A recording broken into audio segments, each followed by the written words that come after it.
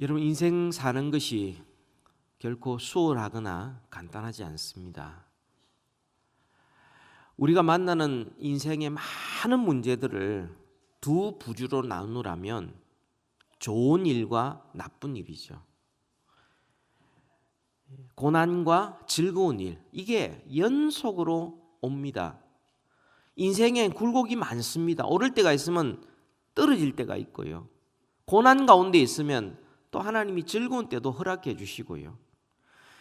하여튼 인생의 부침과 굴곡이 사람들에게는 많이 있습니다. 이것은 예외가 없습니다. 누구든지 다 똑같습니다. 그리스도인들도 마찬가지입니다. 그리스도인들이라고 해서 예외적으로 사람들이 당하는 사건과 사고, 질병과 유혹에서 예외로 사는 사람들 없습니다. 똑같이 당할 것 다 당하고 어려움을 다 당하면서 그렇게 살아가고 있습니다. 문제는 그런 인생의 부침에 대하여 하나님을 믿는 사람과 믿지 않는 사람들이 반응하는 태도가 다른 것입니다.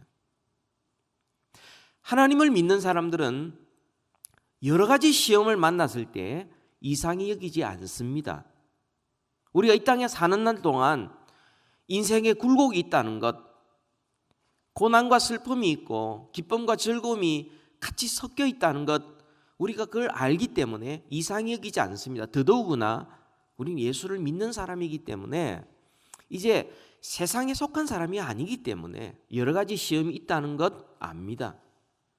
이 소극적인 반응, 여기에서 한 걸음 더 나아가 예수를 믿는 사람들은 그리스도인답게 능동적이고 적극적으로 인생의 굴곡을 반응을 합니다. 오늘 설교 말씀은 오늘 특별히 야고보서 5장 13절은 바로 그런 말씀이죠. 5장 전체가 종말을 준비하는 생활에 대해 말씀하고 있는데 작년에 이어서 네 번째로 말씀을 드리는 겁니다. 고난과 즐거움, 이 모든 것 가운데 정말 의미가 있고 유익이 있다는 사실. 여러분, 이 말씀을 통하여서 우리는 어떤 상황 속에서든지 참된 그리스도인답게 반응을 하고 어떤 상황에서든지 하나님의 선하신 뜻을 깨닫는 그런 삶을 사시기를 우리 주님의 이름으로 축복합니다. 여러분, 크게 오늘 본문은 두 가지를 말씀하고 있습니다. 고난당하는 자가 있느냐? 어떻게 하라고 말합니까? 기도하라고 말합니다. 여러분, 고난은 당하는 것입니다. 고난은 내가 취사 선택할 수 있는 것이 아닙니다. 이 고난은 오고 이 고난은 오지 말라, 우리가 할 수 있는 게 아닙니다. 고난이라는 것은 우리가 예기치 못할 때에 숨어 있다가 갑자기 나타납니다. 고난도 마찬가지고 즐거움도 마찬가지죠. 여러분, 이런 고난을 당할 때 하나님을 알지 못하는 일반 사람들은 어떻게 반응합니까? 여러분들은 어떻게 반응합니까? 예기치 못한 고난, 여러 가지 시험, 어려움, 문제, 역경을 만났을 때 여러분 어떻게 반응합니까? 많은 사람들이 예기치 못한 문제를 만나면 일단 감정적으로 대응을 합니다. 화가 납니다. 분노하게 됩니다. 왜 하필 나에게 이런 일이 일어나느냐는 거죠. 분노하게 됩니다. 그러다가 조금 지나면 아예 입을 닫아버립니다. 의기소침해지고요. 그리고 그냥 체념을 해버립니다. 그게 좀 더 지나가면 낙심하고 그리고 절망을 합니다. 여러분, 우리가 조그마한 어려움을 당하면은, 내가 감당할 수 있는 어려움을 당하면은 그거는 충분히 내가 어떻든 견뎌낼 수가 있고 이겨낼 수가 있습니다만, 너무 어려운 게 닥치면 사람이 화를 내다가 나중에는 포기해버립니다. 체념을 해버려, 막 그냥 삶의 의욕을 놔버려요. 그러다가 하나님에 대하여 원망을 터뜨리기 시작합니다. 믿지 않는 사람도 그렇고 믿는 사람들조차도 내가 지금까지 믿음 생활했는데, 내가 예배를 얼마나 많이 드렸는데, 내가 봉사를 얼마나 많이 했는데 하나님이 왜 하필 나한테 이걸 허락하시느냐, 그러면서 자기가 지금까지 살아왔던 인생을 부정하면서 하나님의 반영을 하죠. 그리고는 그 책임을 질 만한 사람을 찾습니다.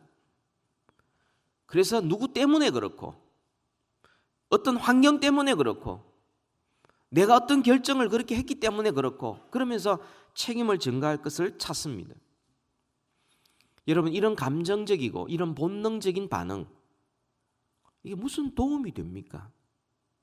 전혀 도움이 되지 않죠. 오히려 더 상황을 악화시킵니다. 그러나 하나님께서는 우리에게 말씀합니다. 고난당하는 자가 있느냐? 고난당할 때 어떻게 하라고 말합니까? 명령하십니다. 기도하라고 말씀을 합니다. 여러분, 왜 고난당할 때 꼭 기도해야 합니까? 왜 반드시 기도해야 합니까? 여러 가지 이유가 있지만 저는 두 가지만 말씀드리고 싶어요. 왜 우리가 고난당할 때 기도해야 되는가? 그것은, 고난이라는 것은 하나님께서 우리에게 기도하라고 보내는 신호이기 때문에 그렇습니다. 인생이 막 달려가고 있는데 그 길이 어디로 가는지도 모르고 있을 때 신호가 바뀌면서 스탑하라고 그럽니다. 속도를 주면서 천천히 가라고 그럽니다. 그리고 어디로 가려면 다른 쪽으로 가라고 신호를 보냅니다. 그대로 가야지. 그 신호를 무시하면 사고 납니다. 엉뚱한 데 갑니다. 인생의 방향이 완전히 바뀌어집니다. 하나님께서 우리에게 왜 고난을 허락하시는가? 그것은 우리로 하여금 고난을 통하여서 하나님이 뭔가 우리에게 보내시는 신호가 있다는 거죠. 그 신호는 바로 기도하라는 것입니다. 여러분, C.S. 루이스의 고통의 문제라는 책에서 이렇게 말씀하고 있습니다. 사람에 따라서 무서운 일이 일어나기 전에 하나님께 귀 기울이지 않는 그런 습성이 있다고 말합니다. 그래서 하나님께서는 고통이라는 것을 통하여서 귀머거리들에게 깨어나라고, 정신 차리라고, 올바로 살아라고 우리에게 보내는 확성기와 같다. 확성기로 우리에게 들리게 만든다는 거죠. 그래서 고난과 아픔을 통하여서 하나님을 바라보게 만들기 위해서, 그래서 뭔가 하나님의 뜻이 있기 때문에 하나님이 그걸 통하여 뭔가 계획하고 유익을 주기 위해 하나님께서 우리에게 고난을 허락하신다 하는 것입니다. 여러분, 고난 당하면 어떻게 해야 되겠습니까? 기도를 시작해야 되는 거죠. 왜 고난이 왔는지 모릅니다. 고난의 유익이 뭔지도 몰라요. 이 고난이 언제 마칠지도 모릅니다. 우리는 몰라도 우리가 반드시 해야 될 것이 있습니다. 기도를 시작하는 거예요. 기도를 시작하는 거예요. 여러분, 우리가 왜 고난을 당했을 때 꼭 반드시 기도해야 합니까? 그것은 고난에는 하나님의 선하신 뜻이 있기 때문이에요. 기도하지 않으면 알 수 없는 겁니다. 하나님께서 이 고난을 통하여서 하나님의 선하신 뜻을 보여주시고 말씀하시고 우리에게 깨닫게 하시고 우리의 삶을 완전히 하나님의 사람답게 변화시키려고 하는데, 기도하지 않으면 하나님의 선하신 뜻을 깨달을 수가 없습니다. 여러분, 기도하면 어떤 일이 일어납니까? 고난당했을 때 기도하면 우리는 하나님을 더 잘 알게 됩니다. 하나님은 고난 중에도 우리를 떠나지 아니하시고 우리와 함께 하심을 알게 됩니다. 사람이 고난 당하면 하나님 나를 버리셨는갑다, 하나님은 나의 행편을 모르시는갑다. 쉽게 생각해 버리는데 하나님의 말씀을 따라 기도하기 시작하면 그게 아니고, 하나님께서는 여전히 나를 향하여 선한 뜻을 가지고 계셔서 하나님이 나와 함께하고 계시고, 뭔가 하나님이 나에게 유익을 주기 위하여 하나님이 이것을 허락하셨구나, 하나님이 나를 버리지 아니하시고 함께 하시는구나 알게 되는 거죠. 고난당할 때 기도하면요, 또 뭘 알게 되느냐 하면 우리가 얼마나 연약한지를 알게 돼요. 사람이 얼마나 연약한지를 알게 돼요. 고난을 당하기 전에는 모릅니다. 이대로 계속 살 것 같아요. 그냥 늘 건강할 것 같고 아무 일도 없을 것 같고 문제도 없을 것 같아요. 그런데 고난을 당하고 나면은 내가 별 수 없구나, 나도 연약하구나 깨닫게 됩니다. 사람이 아파 보면, 아프기 전까지는 우리 주위에 아픈 사람 잘 눈에 안 들어와요. 근데 아파 보면 주위에 아픈 사람이 너무 많아요. 제가 눈이 아프고 나니까 주위에서 그동안 말 못하고 눈 아팠던 분들이 찾아옵니다. 목사님, 저도 아픕니다. 저도 비슷한 수술 자주 합니다. 이렇게 이야기를 해요. 전에는 몰랐었어요. 사람이 고난당하면 자기 자신이 얼마나 연약한지를 비로소 알게 돼요. 뿐만 아니라 고난당하면요, 우리가 사는 이 세상에 얼마나 고통스러운 일이 많이 일어나는지를 비로소 알게 됩니다. 우리가 사는 세상이 천국이 아니구나, 그래서 우리가 돌아갈 본향이 있구나, 소망을 갖게 되는 것이죠. 여러분, 고난 중에서 하나님께서 하나님이 어떤 분인지 알게, 우리를 어떤 사람인지 알게 되고, 그리고 세상이 어떤 세상인지를 알게 하시고요. 뿐만 아니라 하나님의 선하신 뜻 가운데 이루어지는 이 고난은 평소에 경험하지 못하던 하나님의 위로를 경험할 수가 있습니다. 이 위로는요, 아무나 경험하는 거 아니에요. 고난 당한 사람만 경험할 수 있는 거예요. 그러니까 평소에는 하나님의 위로가 얼마나 따뜻한지, 그게 얼마나 우리를 붙들어 주는지 몰랐는데 고난 당하고 나니까 우리는 하나님의 위로를 비로소 경험할 수 있게 되고요. 또한 우리가 고난을 당함으로 인해서 우리는 말씀을 지키는 사람이 될 수가 있습니다. 시편 119편 67절에 보면, 고난 당하기 전에는 내가 그릇 행하였더니 이제는 주의 말씀을 지키나이다. 고난 당하기 전에는 말씀이 그렇게 중요한지도 몰랐고 말씀대로 살 그런 의욕도 별로 없었어요. 그런데 고난을 당했을 때 우리 인생은 다시 리셋이 됩니다. 우리의 습관, 우리의 생각, 인생을 바라보는 관점, 다른 사람을 바라보는 이게 다 바뀌면서 우리가 어떻게 바뀌느냐 하면 주의 말씀을 지키는 사람으로 바뀝니다. 그러니까 이거는 기도하지 않으면 알 수 없는 거예요. 고난 당하였을 때 기도하지 않으면 원망하고 불평하고 체념하고 포기하고 분노하고 남과 비교하고 이렇게 살 수밖에 없지만, 고난 당하였을 때 말씀대로 기도하면 하나님이 얼마나 좋으신 분인지, 우리가 얼마나 연약한 존재인지, 이 세상이 얼마나 죄악이 관영하고 고통이 많은 세상인지, 그리고 하나님의 위로가 얼마나 놀랍고 따뜻한지, 그리고 주의 말씀대로 살아가야 돼야 될 필요성도 알게 되니까 기도하는 자에게 하나님의 선하신 뜻을 보여주시니까 우리 보고 고난당하는 자가 있느냐? 기도하라 말씀하는 거죠.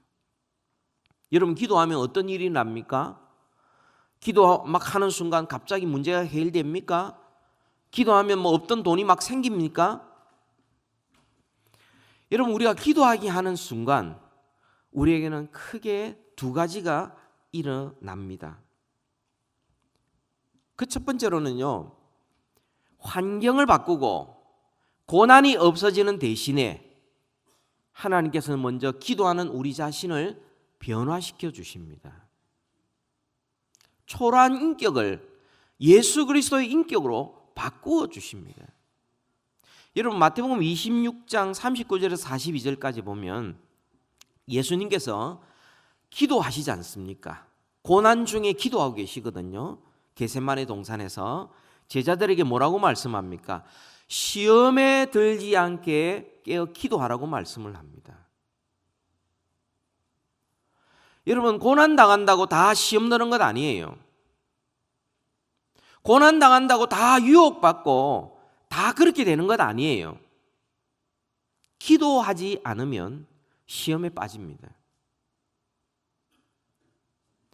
예수님께서 제자들에게 시험에 들지 않게, 시험이 와도 그게 들지 않게 기도하고 있으라 말씀하셨는데 제자들이 기도 안 했어요. 고난이 닥쳐왔는데 잤어요. 그래서 그들은 다 시험에 빠졌습니다. 뿐만 아니라 예수님께서 그 십자가의 그 고난을 두고 기도하기 시작합니다. 할만하시거든 이것이 지나가게 해달라고. 그런데 첫 번째 기도하고 두 번째 기도하고 세 번째 기도하면서 어떻게 바뀌느냐 하면 기도하는 사람을 하나님이 바꾸실 때 아버지의 원대로 되기를 원하나이다. 하나님의 소원 곧 저의 소원입니다. 기도하기 전에는 하나님의 소원 따로 있고 나의 소원 따로 있었어요. 그런데 기도하고 나니까 하나님의 소원이 저의 소원입니다. 하나님의 기쁨이 저의 기쁨입니다. 하나님의 관심이 저의 관심입니다. 이렇게 하나님께서 바꾸어 주시는 거예요. 여러분 기도하면 하나님께서 환경을 먼저 바꾸지 않아요. 환경을 이길 수 있도록 우리를 바꾸십니다. 하나님께서 우리를 바꾸지 아니하시면 환경이 바뀔 때마다 우리는 넘어지고 우리는 시험에 듭니다. 그래서 하나님께서 여러 가지 시험을 만나게 하셔서 기도하게 하고 우리를 바꾸셔서 어떤 시험이 와도 이겨내도록 우리를 성숙하게 만들어 주시는 거죠. 뿐만 아니라 우리가 기도하면 고난을 이길 수 있는 능력을 얻게 됩니다. 조그마한 어려움과 고난은 우리 힘으로 할 수 있어요. 그러나 너무 큰 힘이, 너무 큰 어려움이 우리에게 닥치면 우리는 제정신으로 살 수 없습니다. 제정신으로, 우리 힘으로 안 돼요. 그런데 기도하는 가운데 그 고난이 지나갑니다. 하나님 앞에 내어놓고 주의 도우심을 구하는데 우리도 모르는 사이에 고난의 때가 지나갑니다. 그리고 그것을 견딜 수 있는 힘을 우리도 모르는 사이에 하나님께서 부어주시는 거예요. 맨정신으로 내가 감당할 수 없는 고난을 갖고 있으면 잠이 안 옵니다. 원망이 돼요. 걱정, 근심, 두려움이 떠나지 않아요. 그런데 기도하고 그 고난을 견뎌내면 우리도 모르는 사이에 그 고난을 견뎌낼 수 있는 힘을 하나님이 공급해 주십니다. 여러분 고난 당하면, 고난을 만나면 어떻게 해야 됩니까? 기도 시작해야죠. 여러분 고난을 지금 겪고 있습니까? 그럼 어떻게 해야 됩니까? 기도 계속해야죠. 고난 당해서 기도 계속하고 있는데 아무 일도 일어나지 않고 고난이 계속 있다. 여러분 어떻게 해야 됩니까? 기도 계속해야 됩니다. 그래야 우리가 바뀝니다. 내가 바뀝니다. 그리고 내가 하나님의 능력을 덧입을 수 있습니다. 그래서 고난을 지나가고 고난을 이겨낼 수 있는 겁니다. 그리고 고난을 주신 하나님의 선하신 뜻을 우리가 다 이루어낼 수가 있는 것입니다. 두 번째로는요, 여러분 즐거워하는 자가 있느냐? 어떻게 하랍니까? 찬송하라고 그래요. 여러분 인생은 고난만 있지 않아요. 하나님이 즐거움도 주십니다. 하나님은 우리의 연약함을 너무 잘 아시기 때문에 고난만 계속 주면 우리가 살 수 없다는 거 아세요? 우리에게 기쁨만 자꾸 주면 우리가 타락한다는 것도 하나님이 아세요. 그래서 고난과 기쁨을 번갈아 가면서 주시는 거예요. 여러분 햇빛이 쨍쨍 나면 좋을 것 같죠? 세상은 사막으로 바뀝니다. 비가 계속 오면 어떻게 돼요? 온 세상가 물바다가 돼버려요. 이게 번갈아 가면서 낮과 밤을 바꾸시듯이 사시사철을 바꾸시듯이 하나님께서 우리 인생에 좋은 일, 나쁜 일 이런 것들을 다 통하여서 하나님께서 우리를 이끌어 가시는 거예요. 우리를 빚어 가시는 거예요. 우리 인생의 즐거움은 여러 가지 모습으로 올 수 있습니다. 자녀를 통해서 올 수도 있어요. 갑자기 예기치 못하는 돈으로 수입을 통해서 즐거움을 줄 수도 있습니다. 혹은 사람들이 인정해주고 명예를 통해서, 혹은 승진을 통해서, 혹은 결혼을 통해서, 혹은 집 구매를 통해서, 또 어떤 사람들은 옷을 통하여서, 어떤 사람은 어떤 명품 핸드백을 통하여서 하나님께서 이렇게 즐거움을 주실 때가 있어요. 한 번씩.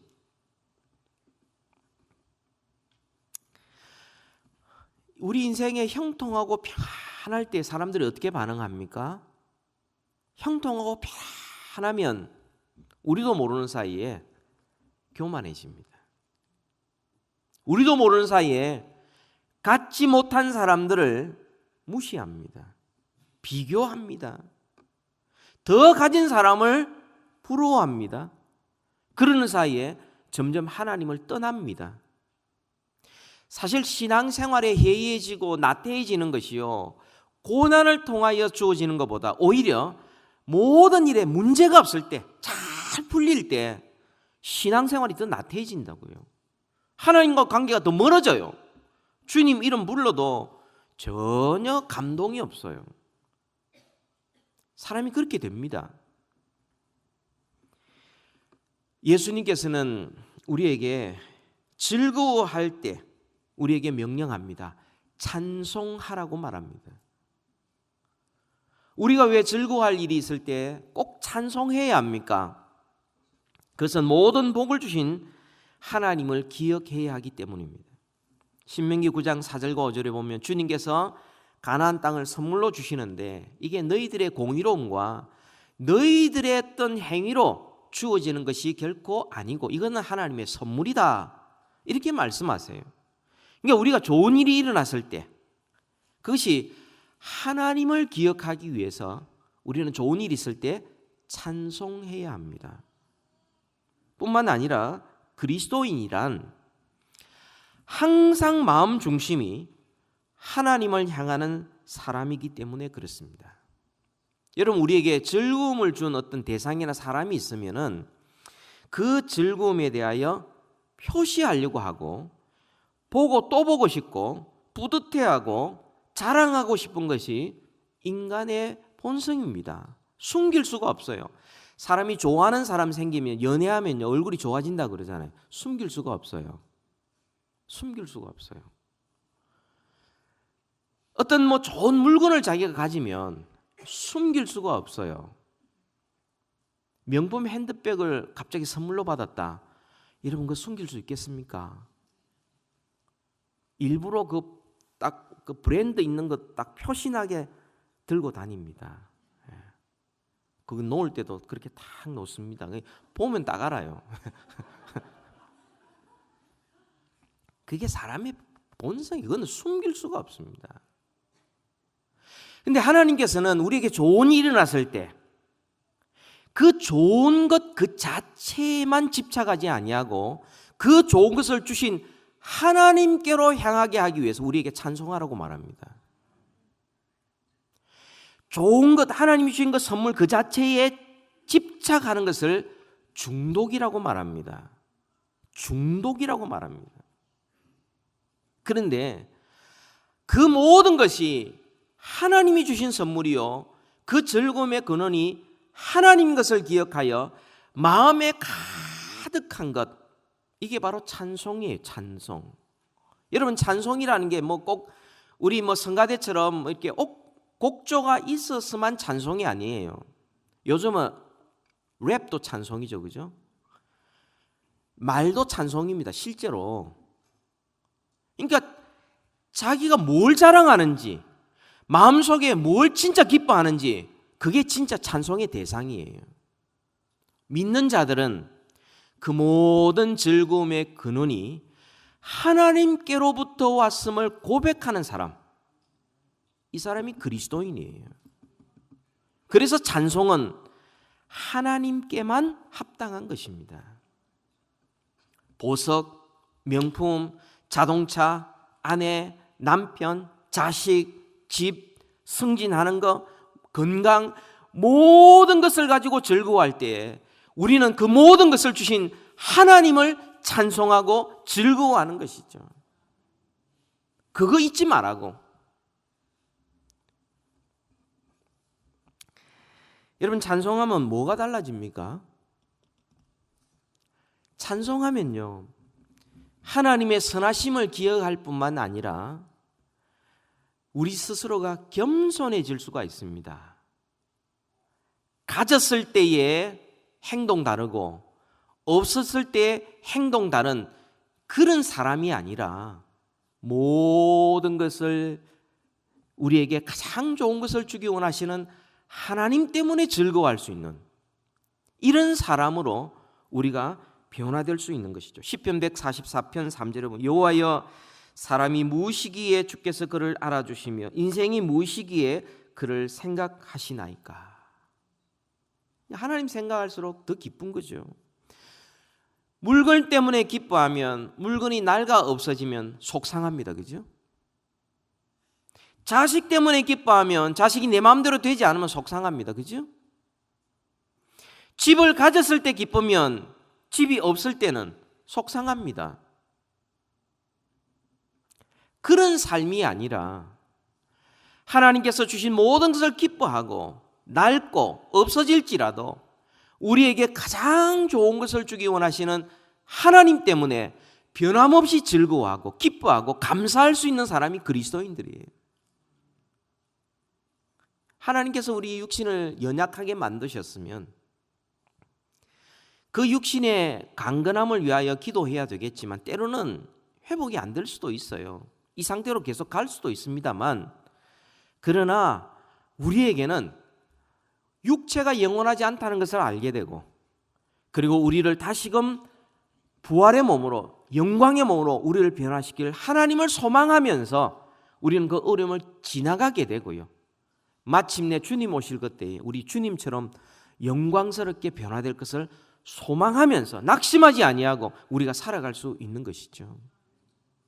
이 고난과 즐거움, 이 인생의 부침이요 굴곡인데, 이 모든 일들을 통하여 우리가 반드시 가져야 될 생활 태도는 바로 기도와 찬송인 것입니다. 기도와 찬송.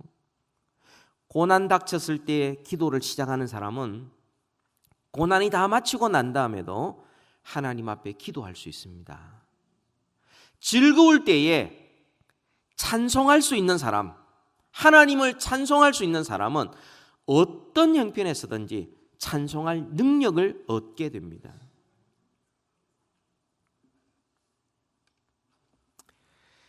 고난 당할 때에 기도하고 즐거워할 때에 찬송하고, 물론 즐거울 때도 기도하고요, 어려울 때도 찬송할 수 있습니다.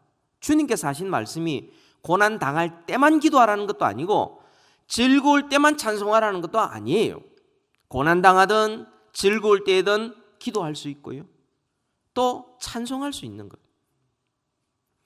그래서 이 본문 말씀을 존 켈빈이 이렇게 주석을 했습니다. 하나님은 우리를 한 번도 초청하지 않은 때가 없으시다. 무슨 말입니까? 고난을 우리에게 허락하셔서 기도의 자리로 초청하시고, 우리에게 즐거움을 주셔서 찬송의 자리로 초청하시고, 어떻든 고난이든 즐거움이든 어떤 형편이든 하나님께서는 우리를 하나님 앞으로 부르고 계시는 거예요. 우리를 초청하고 계시는 거예요. 여러분, 우리는 어떻게 살아야 하겠습니까? 고난당하고 즐거움을 만났을 때 우리가 고난당하든지 즐거워하든지 언제든지 우리는 하나님 앞에 더 가까이 나아가야 하겠습니다. 연약하면 하나님의 도우심을 얻고, 즐거우면 그 모든 것을 주신 하나님 앞에 감사 찬양하고, 그래서 기도와 찬양을 통하여 하나님 앞에 나아갈 때에 우리에게 있는 고난과 우리에게 있는 즐거움은 신앙생활의 장애물이 아니에요. 많은 사람들에게는 장애물이 될지 모르지만 기도와 찬양을 하는 사람에게는 장애물이 아니라 하나님 앞에 더 가까이 나아가는 디딤돌이 되는 것입니다. 고난 가운데 기도하시고 즐거워할 때 찬송하셔서 주님 오실 때까지 참된 그리스도인의 삶을 사시기를 우리 주 예수 그리스도의 이름으로 축복합니다. 우리 기도하십시다. 우리 시간 기도하시면서 하나님, 주님 오실 때까지 인생의 굴곡을 만날 때마다 기도와 찬송 계속하게 하여 주시고 하나님 앞에 더 가까이 나아가고 주님을 닮게 해 주옵소서. 우리 다 같이 기도하겠습니다.